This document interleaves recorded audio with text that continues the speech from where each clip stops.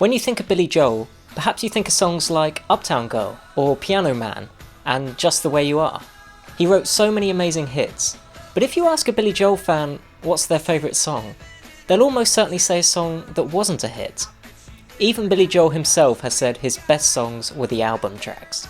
I tend to like the album tracks, not the ones that are the hit singles. So what is it about the way Billy Joel writes music that makes this true? And why is it so unique to him? Whenever you hear songwriters talk about their process, it's so common to hear that songs come so easily, as if they just fall out of the sky. Paul McCartney has even said that songs like Let It Be and Yesterday came to him in a dream. Because it was a dream and I just woke up and I had the melody in my head. And then there are songs like God Only Knows, which was written really quickly. This generally wasn't the case for Billy Joel. Songwriting for him was hard work. He's described it as being like pulling teeth. And because it was so hard, he'd procrastinate so much. He'd have to really make it an event to sit down and write music. I tend to put off the writing part as long as I can. For many artists, this is intuitive and easy, but for Billy Joel it required discipline, focus, and a lot of time. It reminds me of when somebody asked Ernest Hemingway, "Why are your books so easy to read?" And he said, "Because they were so hard to write." Now you might think this would lead him to overcomplicate his music. Sometimes when you try too hard it just makes things worse. But Billy Joel always found a way to keep things simple. Melodies you can't forget, and lyrics that tell a story so clear it paints a picture in your mind. And he's quick with a joke, to light up your smoke, but there's some place that he'd rather be. I think this blend of discipline and simplicity comes from his influences when he was younger. He was a classically trained pianist, he took lessons, and he played very well. And this love of classical music stayed with him throughout his life. He actually used the melody from one of Beethoven's piano sonatas in his song This Night.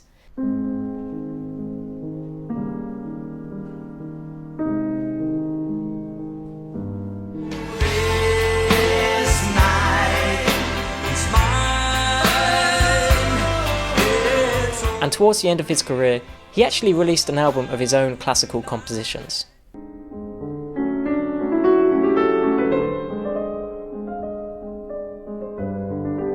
But when you listen to his music, this classical background at first isn't so apparent. His music is so deeply rooted in rock and roll and blues and jazz, and he'd explore all these styles quite intensely on different albums. Glass Houses, for example, is very much a rock-inspired album, whereas 52nd Street is much more rooted in jazz. But when you strip all this away, you find that so many of his songs work well as classical pieces. It doesn't matter what you add on during the production, the basics of melody, harmony and rhythm are still there in all of his music. So this is all very well at explaining how Billy Joel writes music, but it doesn't explain why his best songs are the more obscure ones, the album tracks. A bottle of white, a bottle of red. This is where I think we really start to see a difference between Billy Joel and other songwriters. We all know this idea where an artist will have a hit song or two, and then the rest of the tracks on the album are just filler, almost as if they're just an afterthought. This is probably because the record label said they needed these other songs just to fill out the album. But this wasn't the case for Billy Joel. If you look at any of his records, they're filled with great songs. They may not all be suitable as hits, but that wasn't what he was going for. This is clearest to see in his early records. His first 4 albums, they contain great songs like She's Got Away, New York State of Mind, Summer Highland Falls. Don't get me wrong, these are all amazing songs, but they're not hits, the kind of thing that you'd hear on hit radio stations. So unlike other artists that did find a hit or two, Billy Joel was writing all this great music and actually struggling to break through with a big hit. His 4th album, Turnstiles, peaked at 122 on the Billboard album charts. By this stage, if his next record didn't do well, he was in danger of being dropped by his record label. In 1977, he released his 5th album, The Stranger. In my opinion, I think this is his greatest album. It contains some of his best songs like Vienna and Scenes from an Italian Restaurant. So how do we think this album performed? 181. It's hard to believe we're talking about Billy Joel right now. And this isn't bad music, it's great music. He's proven he can write great songs and they're getting better with each album. So why was it so hard for him to find this big hit song? And what actually changed to make this happen? The first single off The Stranger was Movin' Out, a great song, but the radio stations actually preferred Just the Way You Are. This actually went on to do really well, and it ultimately won Song and Record of the Year at the Grammys. The next song, Only the Good Die Young, also performed poorly when put out as a single. It was only when some religious groups called for it to be banned on the radio that this controversy actually generated some traction. What made a Billy Joel record unique was that he never had this clearly defined list of hit singles and album tracks. Instead, every song was made through this same disciplined process. You may think this is much better and it makes for much better music, but it just makes it so much harder to find this traction to get a big hit.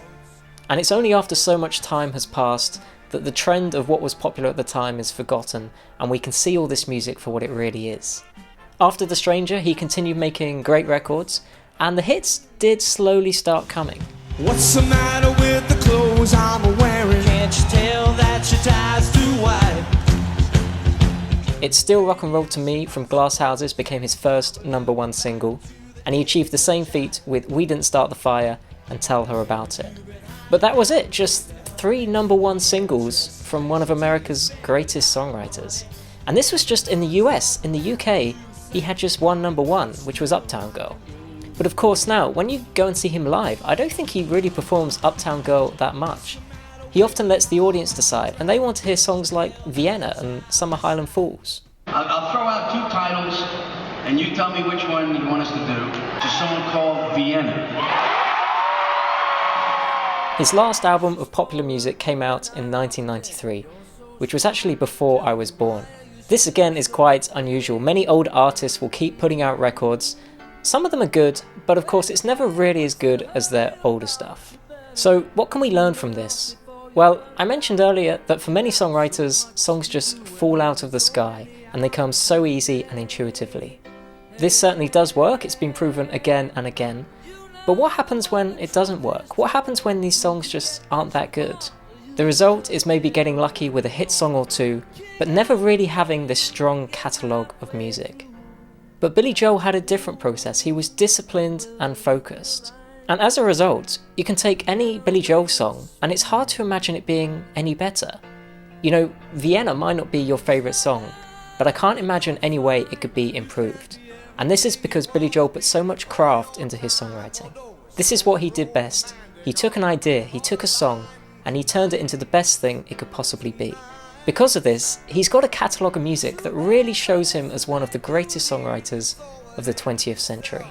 And no filler or rubbish really made its way through like it did with many other artists.